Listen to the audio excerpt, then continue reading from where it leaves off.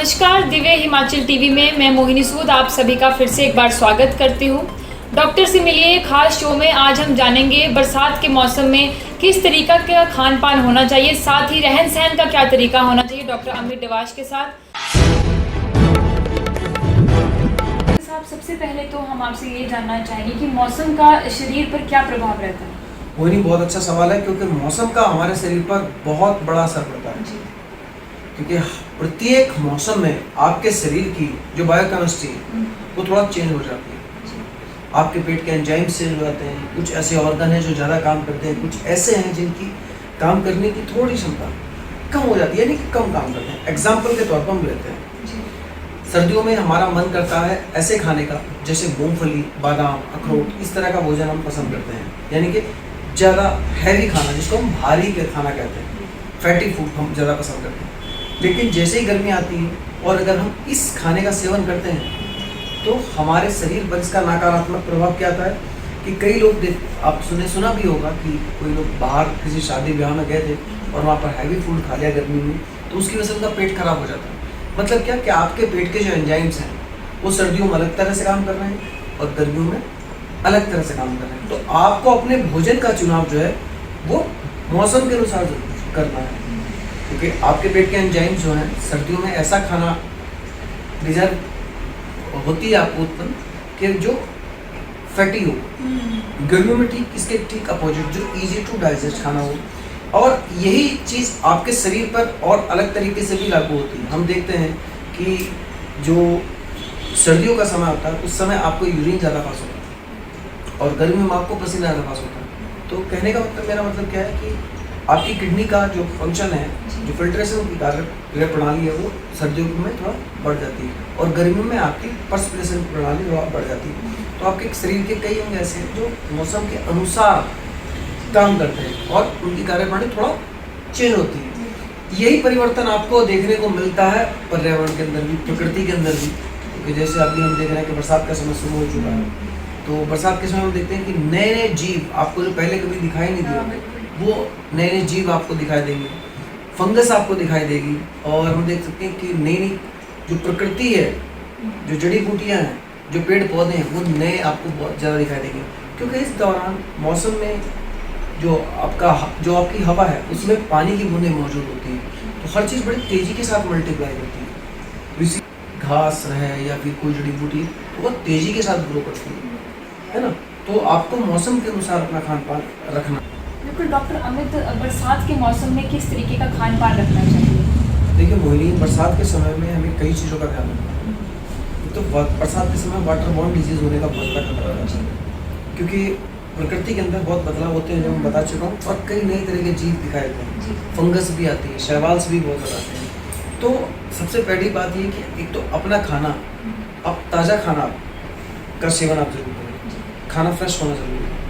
अगर आप उसको ढक कर रख देते हैं, सुबह का खाना कई बार आप शाम को खाते हैं, तो कई बार हम देखते हैं कि आपको फूड पॉइजनिंग का खतरा बढ़ जाता है, क्योंकि परजीवी जो हैं बहुत इस समय बहुत ज़्यादा विकसित होते हैं, है ना। और इसका रीज़न ये है कि पर्यावरण, हमारा जो वायुमंडल है, इसमें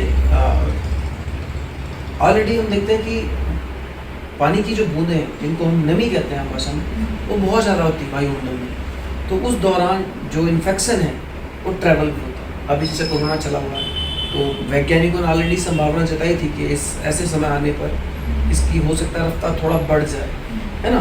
तो यहाँ पर हम वायरस की डिजीज़ की बात नहीं कर रहे, बल्कि एक नॉर्मल डिजीज़ भी जो है, वाटरबॉर्न डिजीज़ है, उनके बढ़ने का खतरा, फूड पॉइजनिंग का खतरा आपका बढ़ जाता है।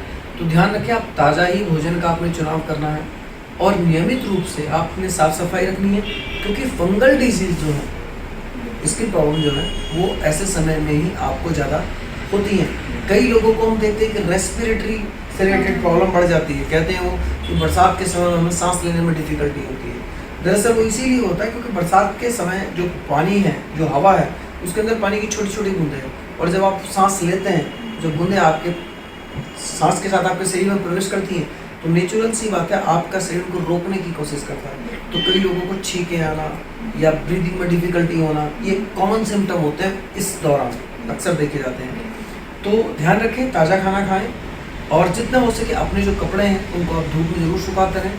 क्योंकि फंगस जरूरी नहीं कि आपको दिखाई दे, और ये भी हो सकता है आपको नहीं भी दिखाई दे।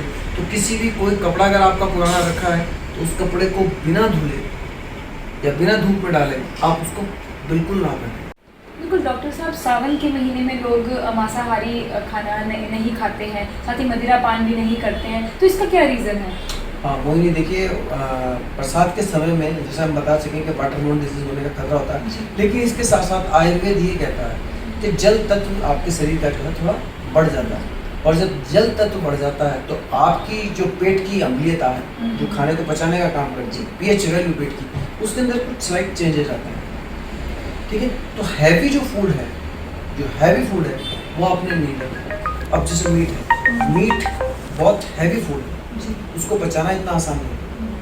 ठीक है, पनीर है वो बहुत हैवी है, जो मिल्क प्रोडक्ट है वो भी हैवी प्रोटीन है, उसको पचाना इतना आसान नहीं होता, क्योंकि ऑलरेडी आपकी जो जठर अग्नि है थोड़ा आयुर्वेद के अकॉर्डिंग माना जाता है शांत हो गई है, थोड़ा स्लो हो गई है। तो इस दौरान हमने ये देखना है कि हमने ऐसा भोजन करना है जो इजी टू डाइजेस्ट हो, जो आपके डाइजेस्टिव सिस्टम पे ज़्यादा जोर ना पड़े। क्योंकि अगर मैं भारत की बात करूँ तो प्राचीन काल में जो एंशिएंट इंडियन रहे हैं, उस समय ऐसी साइंस रही है कि उन लोगों ने इन चीज़ों का बहुत विशेष ध्यान दिया था कि किस समय कैसा भोजन अपने करना है, क्यों करना है, इस पर बहुत बारीक रिसर्च की गई है। साथ ही इन बातों का विशेष ध्यान दिया गया था कि मौसम बदलने पर व्रत जरूर रखने हैं, क्योंकि पेट के एंजाइम मौसम के अनुसार चेंज होते हैं, जिसके बारे में मैं ऑलरेडी बता चुका हूँ। तो मौसम जब चेंज होगा, पेट के एंजाइम चेंज होंगे, शरीर की क्रिया प्रणाली थोड़ा चेंज होती है, तो उसको एक ब्रेक मिल जाता है। तो उस दौरान अगर आप फास्टिंग रखते हैं तो आपके लिए बहुत अच्छा होता है। और अगर आप मौसम बदलने पर फास्टिंग रखते हैं या फिर आप वीकली भी अगर फास्ट रखते हैं तो ज़िंदगी में कभी भी आपको थायराइड की समस्या नहीं हो सकती, क्योंकि थायराइड मेटाबॉलिक डिसऑर्डर कॉज करता है, और कई बार मेटाबॉलिक डिसऑर्डर की वजह से भी थायराइड आपके अफेक्ट होती है। तो व्रत रखना एक ऐसी हम कह सकते हैं कि एक ऐसा आइडिया है, या फिर हम कह सकते हैं कि एक ऐसा तरीका है कि जिससे आप अपने शरीर की जो गंदगी है उसको साफ करते हैं, और शरीर की जो क्रिया प्रणाली है उसको सुनिश्चित करते हैं सही तरीके से काम करने के लिए। इसीलिए हमारे पूर्वजों ने बहुत पहले इन बातों का ध्यान रखा, और जो वैदिक संस्कृति है इन सब चीज़ों में ये चीज़ें लिख दी गई थी, और केवल एक आस्था के रूप में ईश्वरीय चीज़ों से इनको जोड़ दिया था, ताकि आने वाली पीढ़ी किसी न किसी बहाने इस चीज़ को याद रख सकते और इन नियमों का पालन अपने जीवन में कर सके और निरोगी रहे। डॉक्टर अमित, आखिरी प्रश्न मेरा आपसे ये रहेगा कि क्या क्या सावधानियां जो है बरतनी चाहिए बरसात के मौसम के दौरान? देखिए मोहिनी, बरसात के समय में कई ऐसी सावधानियां जो आपने बरतनी है। एक तो आपको ताज़ा भोजन ही करना है, बासी भोजन का चुनाव नहीं करना, क्योंकि कुछ लोग सुबह का बना खाना शाम को खाते हैं तो वो गलत हो जाता है, क्योंकि आपके बीमार पड़ने के फूड पॉइजनिंग के चांसेस बढ़ जाते हैं, है ना।